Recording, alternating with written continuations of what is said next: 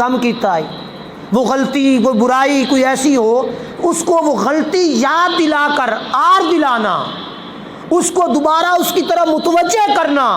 تو حضور علیہ الصلوۃ والسلام نے فرمایا جب کوئی تیرا عیب یاد دلا کر تمہیں آر دلانا چاہے تو پھر ایسا نہ کر۔ تو ہم ایسا ہی کرتے ہیں، کوئی کسی آ کر تو انج کیتا ہے، تم ہی تو انج کیتا ہے نا۔ یہ ہمارے معاشرے کے اندر ہماری روش ہے۔ ہم لوگ ایک دوسرے کی جب تک پیڑھی نہ پون کی آئیں ہم لوگوں کو سکون نہیں ہوتا۔ ایک نے غلط کیا تو دوسرے نے غلط کیا، پھر دونوں ایک جیسے۔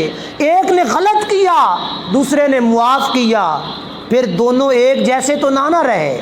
پھر جس نے معاف کر دیا رب تبارک و تعالیٰ نے اس کو اونچا درجہ عطا فرما دیا۔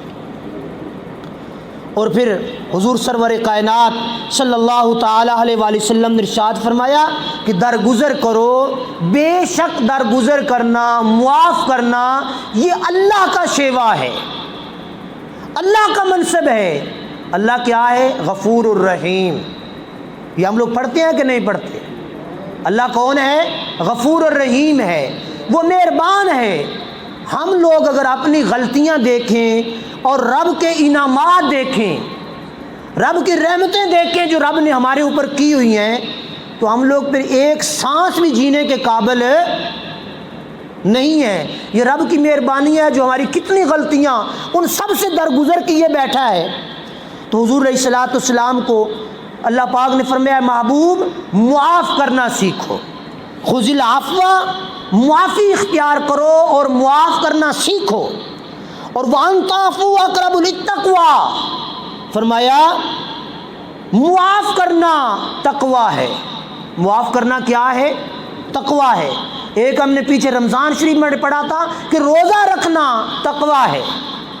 آج یہاں پہ ہم لگ پڑھ رہے ہیں وَأَن تَعْفُوا أَقْرَبُ لِلتَّقْوَىٰ، معاف کرنا سیکھو۔ معاف کرنے والا متقی ہوتا ہے، معاف کرنے والا تقویٰ کے قریب ہوتا ہے۔ تو اس لیے ہم لوگوں کو معاف کرنے کی اپنے اندر روش پیدا کرنی ہوگی۔